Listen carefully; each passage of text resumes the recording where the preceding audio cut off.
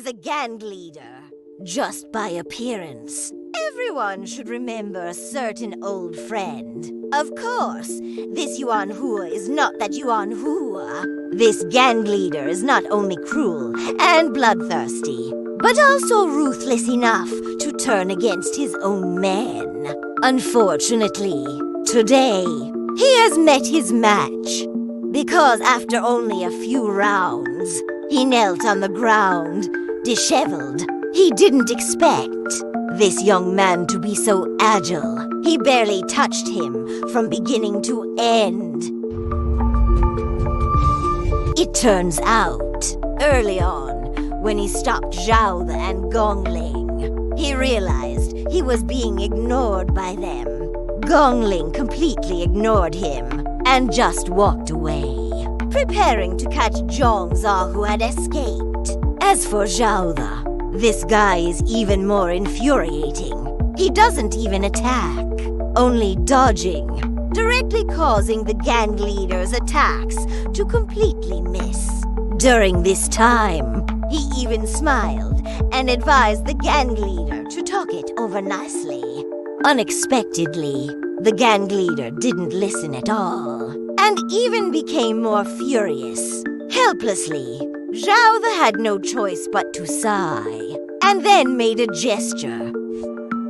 The gang leader's momentum was strong at this moment, and seeing Xiao Ye change his move, his eyes widened in shock.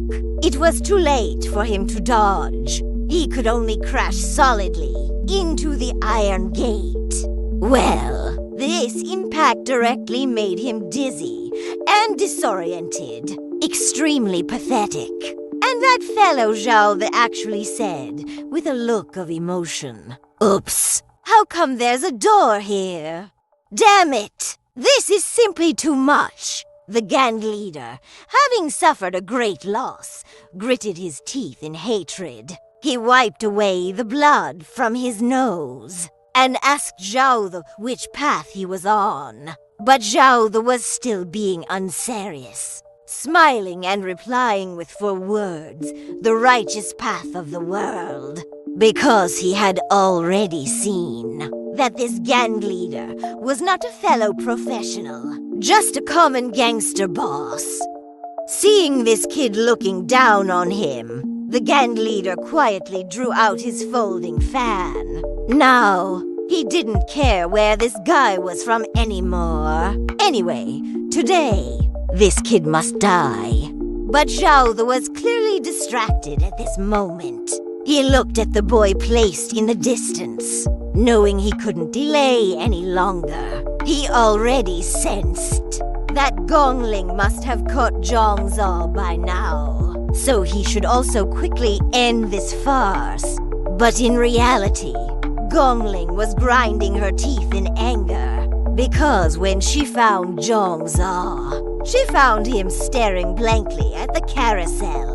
This made her mistakenly believe that Zhang Zha wasn't running away, but reminiscing about the past. Unexpectedly, she just called out to Zhang Zha from afar, and that guy turned around and ran, almost made her explode with anger. Of course, things were like this on Gong Ling's side. After all, she only needed to catch up with Zhang Zha.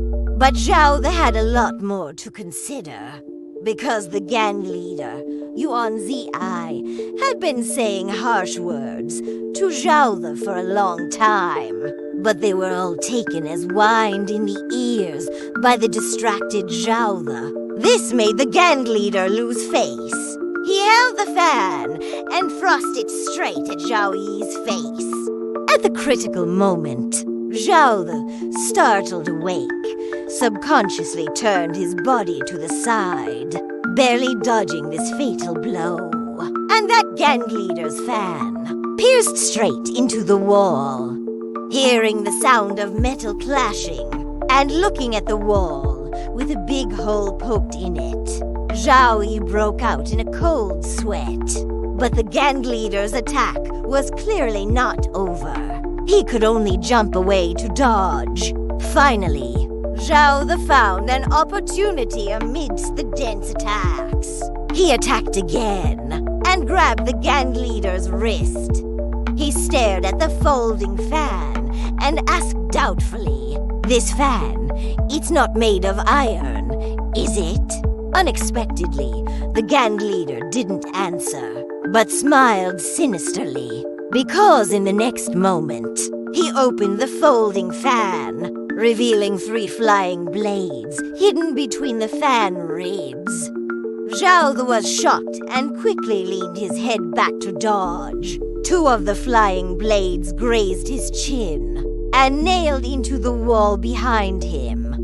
As for the 3rd flying blade, it was naturally bitten by Xiao in his mouth. He sighed with a smile. What exquisite little knives! This disdainful attitude made the gang leader furious with embarrassment. He bared his teeth and brandished the folding fan again, striking directly. But he forgot that combat is not just about relentless attacks. Looking at the gang leader's striding steps, Xiao suddenly smiled strangely and directly lifted his foot to kick. Thus, the previous scene appeared again. The gang leader knelt on the ground in pain, wailing incoherently.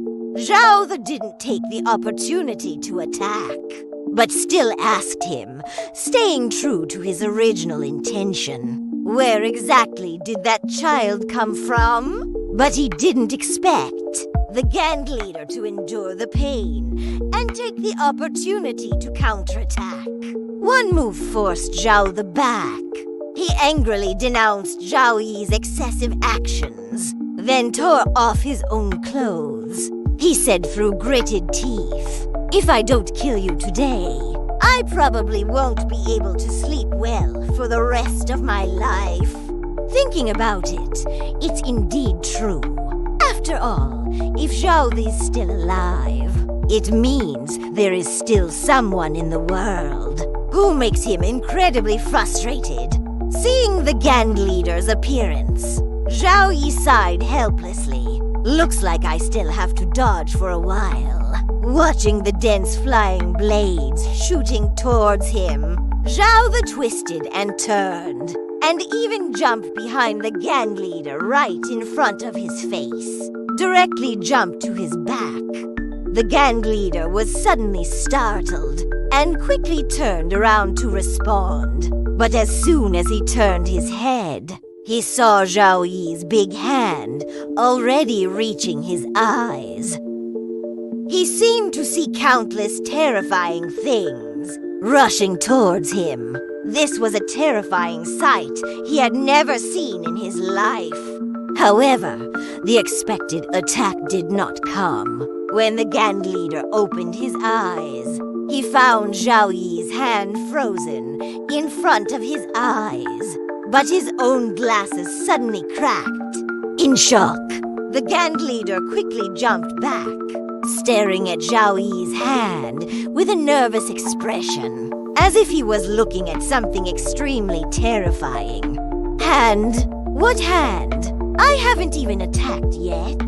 Xiao smiled and twisted his wrist, then asked him with a benevolent expression, "Where exactly did you get that child from?" And the gang leader was already panicking at this moment. He couldn't believe what he had just seen. So he scratched his hair with a dejected look and said, "Okay, I'll tell you. That child, along with the coffin, were all given to me by someone else." Xiao Ye frowned upon hearing this and asked who gave it to him. Unexpectedly, the gang leader revealed his mouth full of black teeth again and said, "Of course, it was given by the King of Hell." Then, under Xiao Ye's shocked gaze, he directly bit his own thumb and then drew strange lines on his face. Then, Xiao saw the gang leader jump up and down, yelling strangely, like a shaman. He said this was all because of you, kid, forcing him to do this. Because this kind of life-shortening move. He never uses it lightly. Saying this, he started singing and dancing. It looked like he was preparing to invite a deity to possess him. When the chanting ended, he rolled his eyes and angrily pointed at Xiao Ye, shouting, "King of Hell claims your life." What nonsense is this? A sudden slap directly brought the gang leader back to reality. He was stunned. Why didn't this move work? And Xiao Ye had an annoyed look, telling the gang leader not to do those weird things, and to honestly answer about the child's origin instead. But the gang leader obviously didn't believe in giving up, and started chanting again, muttering mysteriously. This really left Xiao Ye speechless. He glanced at the child, who had been left aside for so long. His irritation grew. This time, he dropped his playful demeanor. Instead, he patted Black Boss's shoulder with a serious expression and said, "This is my last question." Instantly, Black Boss became cooperative. They squatted in the corner, exchanging questions and answers. Soon, he had figured out the child's background. Xiao Ye had no intention of killing him. Instead, he told him to call an ambulance for his men. Maybe some can still be saved. Before leaving, he warned Black Boss, "Don't dabble in such unorthodox practices in the future. And stay far away from kids like this, because they're always watching." Of course, he had one last piece of advice, and that's to tell Black Boss to brush his teeth more often. But Xiao Ye hadn't taken more than a few steps when Gong's phone suddenly rang. He thought Gong Ling had already captured Zhang Zha and was smiling, hoping Zhang Zha hadn't been beaten too badly. But Gong's words instantly changed his expression. Because Zhang Zha had actually escaped. To shake off these guys who were always trying to bury him, Zhang Zha finally seized an opportunity and successfully escaped pursuit in a deserted park. But in reality, though he seemed to have gotten away, he hadn't escaped Chu Wu's watchful eyes, because Gong had already tracked down his address. Looking at the boy lying quietly in the back seat, Xiao Ye suddenly felt like laughing, because both this boy and Zhang Zha were Shang people. They'd caught one, but the other escaped, making them look unprofessional. Even more absurd, Zhang Zha had actually escaped from under the boss lady's nose. It was truly unexpected. Gong Ling struggled to describe the scene. All she knew was, Zhang Zha was incredibly slippery. If she had to describe him, it would be that he was like a cockroach. Hearing this unusual comparison, Xiao Ye was taken aback. He started considering whether he should step in to help. Gong seemed to sense his thoughts and said directly, "Stay out of it. I'm catching him myself." Meanwhile, Zhang Zha was oblivious to the danger closing in. He was still frantically packing. It looked like he was planning to bolt. Though the room was a complete mess, the drawer's contents were neatly arranged. Inside were a letter, a hearing aid, and a few other items. When he saw them, a flicker of tenderness crossed his eyes. Though these stories all ended in pain, they at least held his most cherished memories. Lost in thought, Zhang Zha suddenly felt a surge of nausea rising in his chest. Alarmed, he quickly clamped a hand over his mouth. because he knew what he might vomit would be horrific. But just then, a sound at the door startled him. Hello. The moment the door opened, Xiao the greeted him with a hint of smugness. But he was met with an empty room. Of course, still thoroughly ransacked. Looks like we're too late. Xiao the scanned the room. His eyes stopped on a wall calendar filled with writing. He was taken aback. He vaguely recalled Zhang Zha never telling them he was working so many jobs.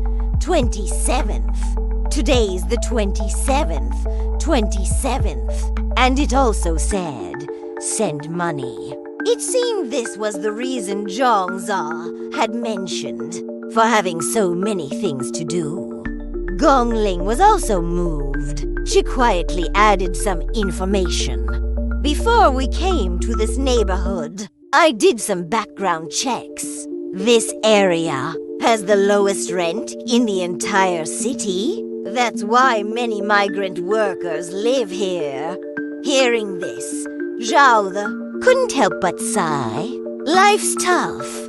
Unbeknownst to them, as they were examining the room, Zhang Zha was right outside the window. He didn't know how Xiao and the others had tracked him here, and he had no time to think about it. His situation was too precarious.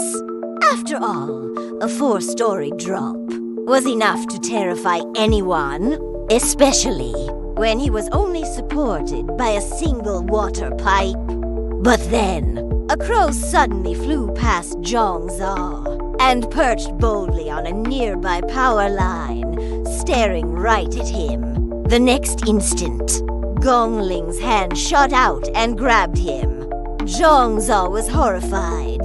How did she know he was hiding here? Was it the crow's doing? Struggling, Zhang Zha lost his footing and tumbled off the ledge. Luckily, some cardboard boxes below cushioned his fall, saving him from a serious injury. Even so, he still tasted blood in his mouth. But as soon as he opened his eyes, he saw a dark figure plummeting from above. The woman had jumped after him and seemed unharmed. Terrified, Zhang Zha ignored his pain and scrambled to his feet.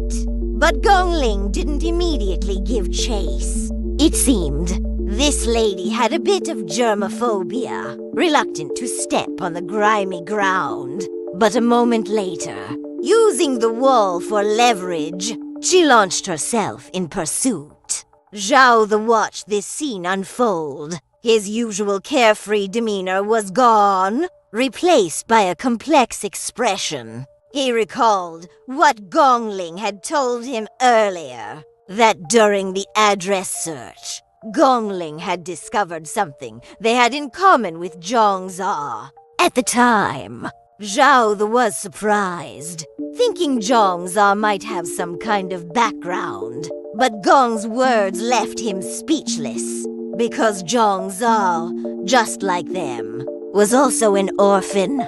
So now, Xiao gazed at the ransacked room, a mix of emotions welling up inside him, and in that moment, he made a new decision.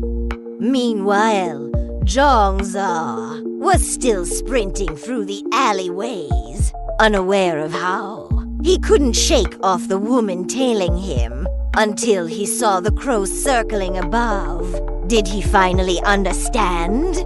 But as soon as he glanced back, he saw Xiao blocking his path ahead.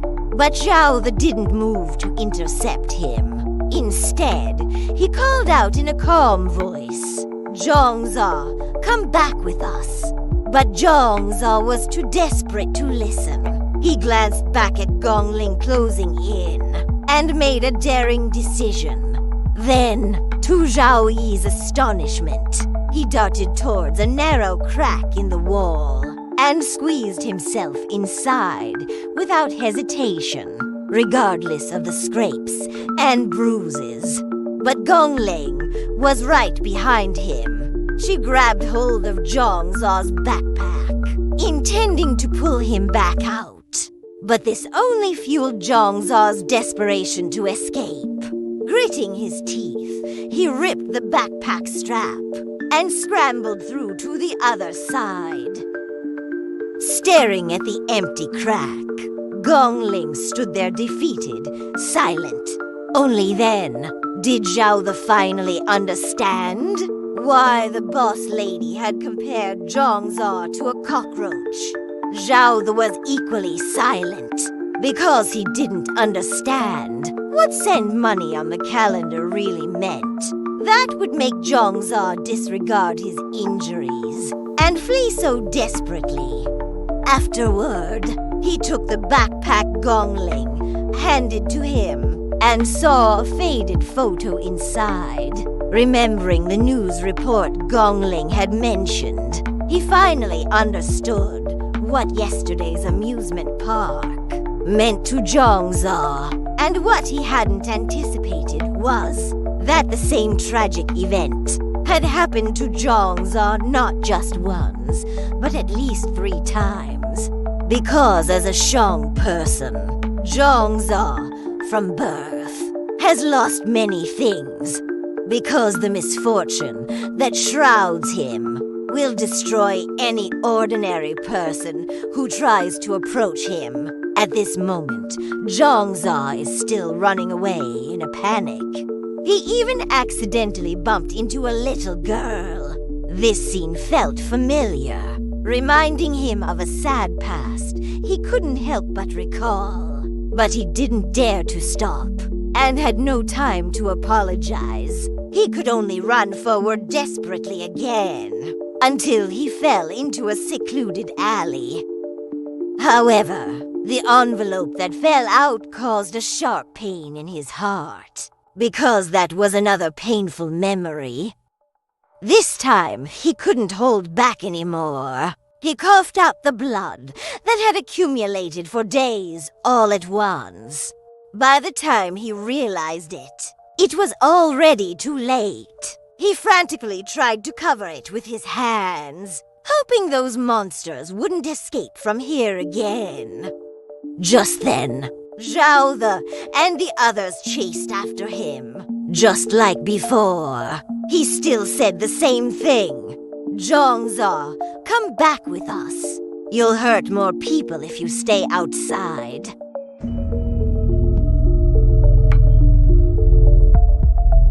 Precisely because Zhang Zha is not an ordinary human.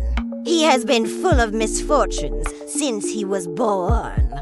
He grew up in an orphanage until he was 5 years old. He finally met his father and mother. Of course, in theory, they were just adoptive parents. They were a young couple and affectionately called him Azar.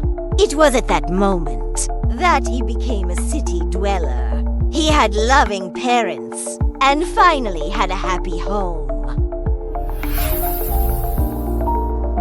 When winter passed and spring arrived, Zhang Zha increasingly felt the deep love of his parents. They treated him as if he were their own child. As for Zhang Zha, he had long accepted this lovely home. However, even so, Zhang Zha had never laughed. It's not that he couldn't feel happiness. It was as if he was immune to smiling. Regarding this, his parents didn't mind. They still patiently guided him with smiles. They showed Zhang Zha photos, telling him that smiling would make him look good. Until one day, they came to an amusement park. Watching other children laughing and chattering non-stop, they had an idea. That was to accompany Zhang Zha to ride a carousel. But unfortunately, it was crowded. Only one seat was left. There was no other way. Zhang Zha's parents had to buy a single ticket, planning to let Zhang Zha ride first for a while they prepared to go get Azar something to eat.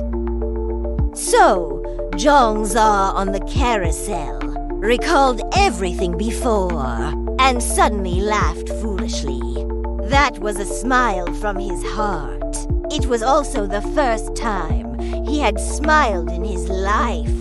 He happily waited for his parents to return, wanting to tell them that he had learned to smile. However, he waited and waited, but only saw the vast crowd. Suddenly, a cry of alarm came from the crowd.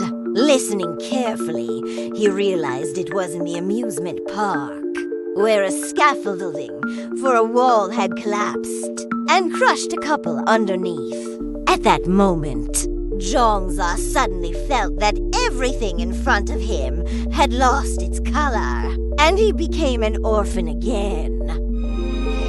Later, Zhang Zha went to school. As usual, he sat alone, saying nothing. But on that day, a classmate behind him suddenly patted him on the shoulder, hoping he could help explain some questions. Seeing Zhang Zha's puzzled look, that classmate pointed to his ears. Zhang Zha then realized that this classmate actually had a hearing impairment. So from then on, the two gradually became familiar with each other and became good friends who could talk about anything.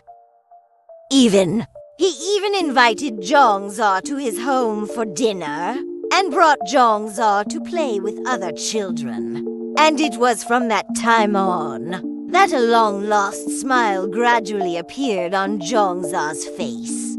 However, good times don't last long. It seemed that his smile defied heaven. At that time, they agreed to go swimming in the reservoir. Due to fear of water, Zhang Zha stayed alone on the shore building sandcastles. But somehow, that good friend suddenly started struggling in the water. Seeing this, Zhang Zha didn't care about so much and jumped directly into the water and swam towards him. However, layer upon layer of waves moving away from the shore directly widened the distance between them. So at that moment, he lost a best friend. After that, no one was willing to approach him again. Some people even spoke ill of him. His desk was carved with all kinds of harsh nicknames. Under everyone's exclusion, his shadow never appeared in the classroom there again. Later, he grew up. At just 17 years old, he had already entered society, becoming an ordinary construction worker. Usually, he was only accompanied by a few steamed buns and the sunset.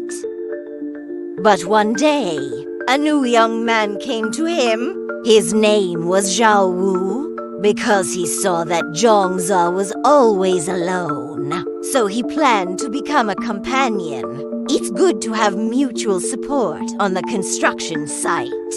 So from that day on, the two would occasionally toss a few bottles of water to each other and help each other with work. It became their daily routine. Although from beginning to end, Zhang Zha had not smiled, but Xiao Wu never asked about it. Until one day, Xiao Wu, who often laughed foolishly, was criticized by Zhang Zha. He then said helplessly, "Anyway, life is already so miserable. Naturally, we should smile more. Otherwise, how can we be worthy of ourselves?" Speaking of this, he also jokingly advised Zhang Zha not to pretend to be cool anymore. He said smiling is not a bad thing. Maybe smiling will bring fortune. But talking about the end, Xiao Wu suddenly mentioned school. He said his family was very poor, so he worked extra hard in his studies. But he also had a younger sister who studied even better. So as the older brother, he resolutely dropped out of school to work, hoping hoping to support his sister until she graduated from university. Speaking of this, he carefully tucked a somewhat thin envelope into his chest. This was his saved salary, which he would send home every month. And Zhang Zha naturally also knew the income of this hard job, so he also doubted whether this amount of money would be enough. Of course, this is not enough. And Xiao Wu's purpose in saying so much today was to discuss something with Zhang Zha, to see if he could borrow a little. Actually, Zhang Zha was somewhat tempted at the time, but he still jokingly teased Xiao Wu. However, that night, it suddenly started to rain. As usual, Zhang Zha excitedly ran to the construction site carrying 2 lunch boxes. But as soon as he went out, all the warning lights in the entire factory turned on. He saw his co-workers running in a panic towards one place, shouting for everyone to go save people. Zhang Zha hurried over, but there he saw a crane hook that had smashed the floor and a safety helmet that was completely mangled. At this moment, he lost his best workmate. Looking at that thin envelope soaked in rain, Zhang Zha suddenly felt suffocated. He didn't understand what he had done wrong, that heaven would treat him like this. He had no intention of harming others, just wanted to live an ordinary life. So from that time on, he tried hard to isolate himself, hoping heaven would forget about him. Moreover, he also made the 27th of every month his money-sending day. But what happened these past few days suddenly broke this silence. Looking at the pool of blood beneath him, Zhang Zha felt a little desperate. But just then, a familiar voice suddenly sounded beside him. It was Xiao Ye and the others, same as before.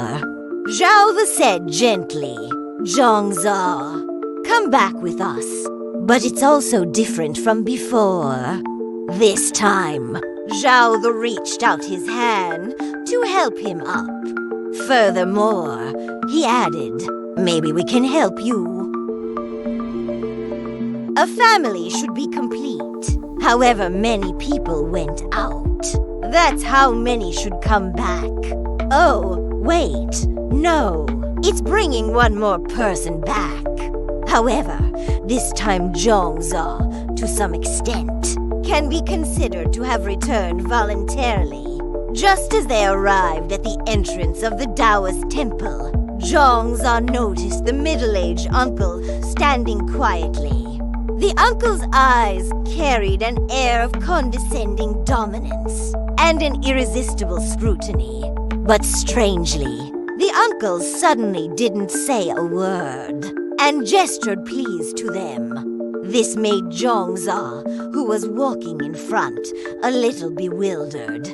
He wanted to ask Xiao Ye for help, but this guy acted as if he hadn't seen it and directly said, "I'm going to make breakfast," and walked past.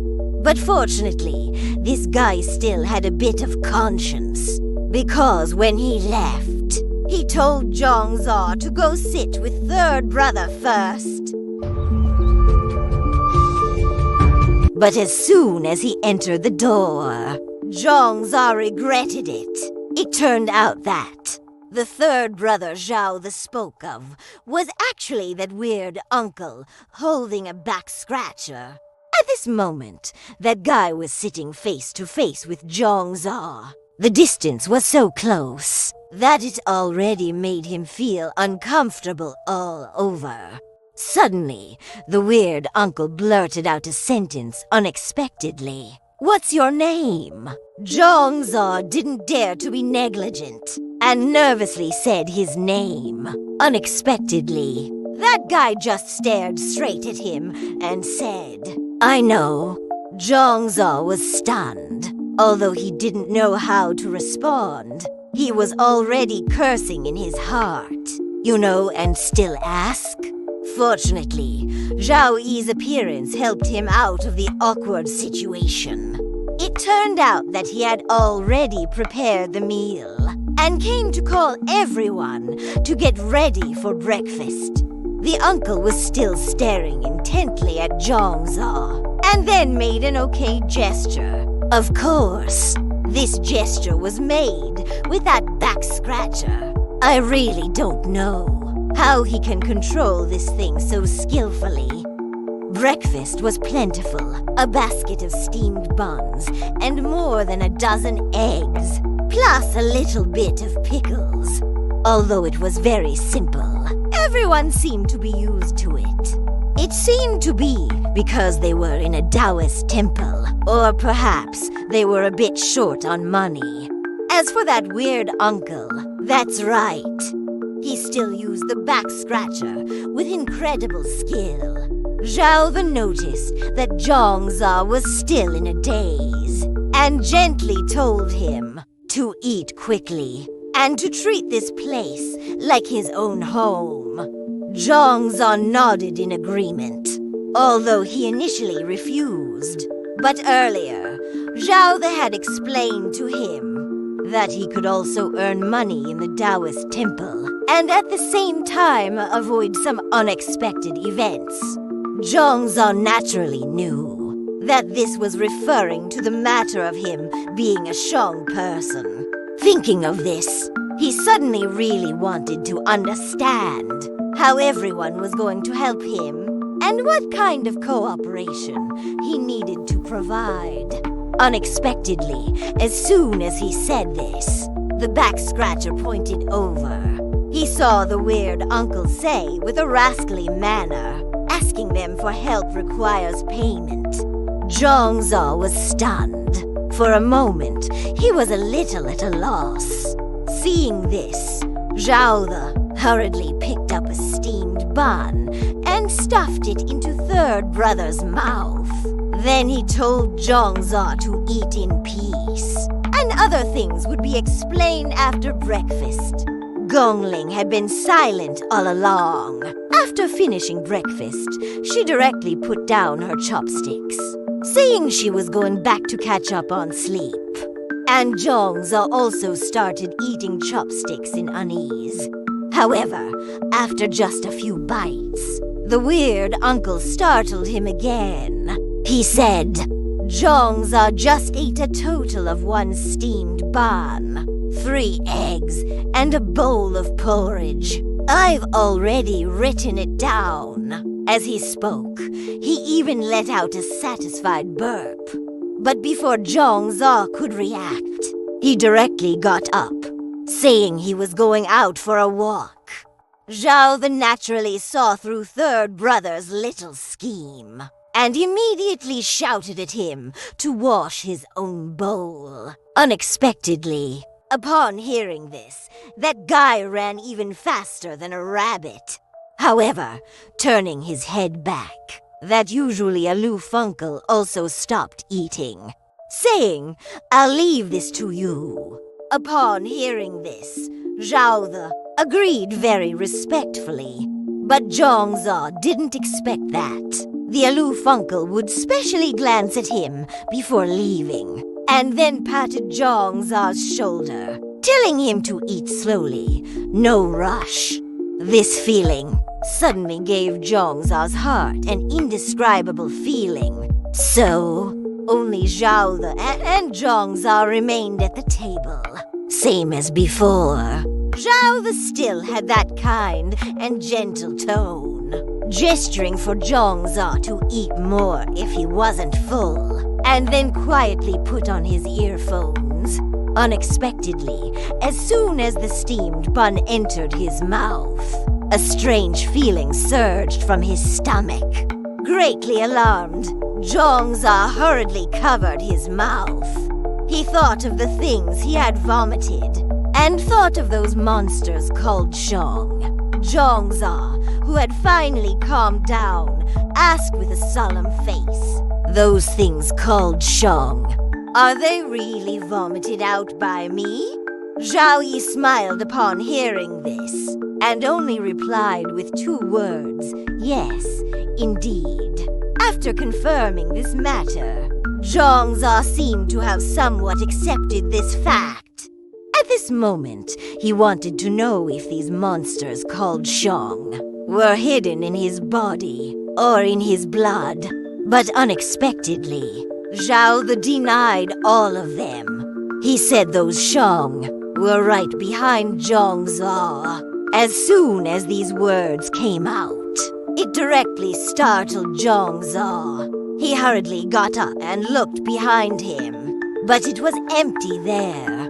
This scene made Xiao laugh heartily. He explained, "The behind I'm talking about isn't this behind, but refers to the opposite of reality. In other words, if what's in front of Zhang Zha's eyes is reality, then behind him is connected to another world. And those Shang that Zhang Zha saw are running out from that world. So, Zhang Zha's body is the gate between 2 worlds." After hearing these words, Zhang Zha finally understood what a Shang person is. Then, he became anxious. He didn't understand why God had to treat him this way, why he was chosen to bear all this. But Xiao still had that smiling expression, telling Zhang Zha that it was innate. Upon hearing this, Zhang Zha was stunned. He seemed a little incredulous, and Xiao was still explaining unhurriedly, saying that the birth of a Shang person is random, irrespective of cause and effect. In other words, Zhang Zha is a chosen one. However, although they, as Chu Wu, who specialize in dealing with Shang and Shang people, do not understand the principle of the birth of Shang people, they only know that when a person becomes a Shang person, they will inevitably experience a Shang transformation process. And this process inevitably involves death. In other words, Zhang Zha has already died once. But what's strange is that the current Zhang Zha is in a very strange state, which is that he is both a Shang person and a human, because Xiao had never seen anyone recover from the Shang person state. Looking at it this way, Zhang Zha is a lucky guy again, or rather, still a miracle. However, Xiao obviously wasn't finished yet. He continued to explain. Under normal circumstances, once a person completes the Shang transformation, they will completely lose their humanity, becoming walking corpses that constantly unleash monsters. And the way to deal with them is to take off the heads of these undead and bury them. For instance, like in this room. Zhang Zha suddenly felt a chill. He looked at the densely packed jars and couldn't help but feel a chill down his spine. But how could he have known? That is Xiao explained how to eliminate the undead. Right next door, the same drama was unfolding. This was a room filled with traditional Chinese medicine cabinets. The ground was covered in arrays. The cold uncle stood before a platform draped in white cloth. And on the platform lay the undead boy that Xiao and the others had brought back. As for Xiao, he seemed to be cooperating with the cold uncle, explaining in detail every step after beheading. That is, after beheading, you need to use copper needles to seal the acupoints, seal the 7 orifices, and then immerse it in a glutinous rice jar. Apply a talisman and seal the jar.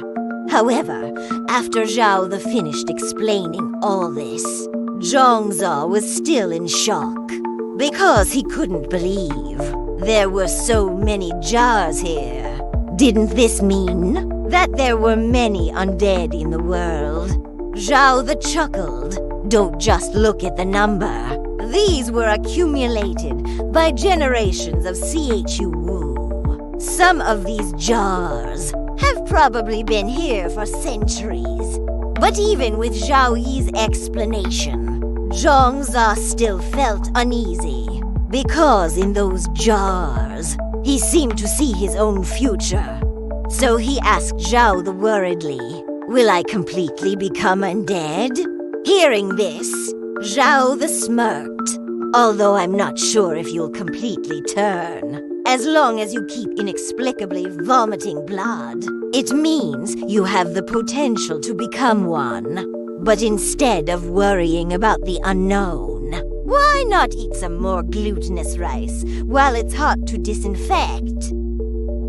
Zhang Zha instantly became a foodie. At that moment, he didn't want to waste a single grain of glutinous rice. He even asked while stuffing his face, "Will eating glutinous rice prevent me from turning undead?" But unfortunately, it wasn't to be, because Xiao didn't know either. Now Zhang Zha panicked again. He really wanted to know exactly what he needed to do to completely become normal again. Actually, this was something Xiao and the others wanted to know even more. Or rather, something every Chu wanted to know. Just then, Xiao heard a voice on the phone. Being considerate, Zhang Zha quieted down. It was the cold uncle's voice. He asked Xiao to ask Zhang Zha if there was anything else special in the room where the coffin had been back then. Anything else? Zhang Zha was stunned. Hadn't he been asked about this already? He'd already said there were a lot of dead bodies, a red coffin, and a boy. Oh, and a lot of bloody footprints. But the cold uncle wasn't interested in these. He wanted him to remember more. Could there be more? Zhang Zha was puzzled. He carefully recalled the scene. Gradually, he remembered. It seemed when he walked into that room, he saw a lot of gold bricks. Hearing this, the cold uncle didn't ask any more questions, because on the table in front of him lay several broken gold nuggets, and these were exactly what he had taken from the boy's stomach.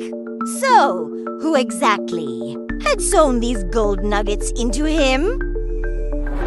Meanwhile, the gang leader, who had been beaten up by Xiao, finally stumbled back to the warehouse. He burst in, yelling, "Get me some water and medicine!" But he shouted for ages, and no one came to help. This infuriated him. Where the hell have all these damn guys gone? Just then, a faint voice came from the side. He saw a bizarre figure with a painted face leaning against the sofa, sewing something in his hands. Strangely, this bizarre figure also had a gold needle stuck in his head. Moreover, his body was covered in stitches and seams. He questioned the gang leader, slightly annoyed. "Why haven't you delivered the goods on time? And in the goods you brought back, why is there only an empty coffin?" Unexpectedly, the gang leader wasn't scared. He said disdainfully, "So what? I don't want to sell anymore." Hearing this, the bizarre figure was clearly displeased. He said, "I've already paid a deposit. After all, business is about integrity." But the gang leader clearly didn't care. Integrity meant nothing to him. He yelled inside, "Hey, you guys, come out here and chop this rude fool to pieces right here." But the warehouse remained silent. The bizarre figure even mocked him disdainfully. "Speak louder." or your buddies won't hear you.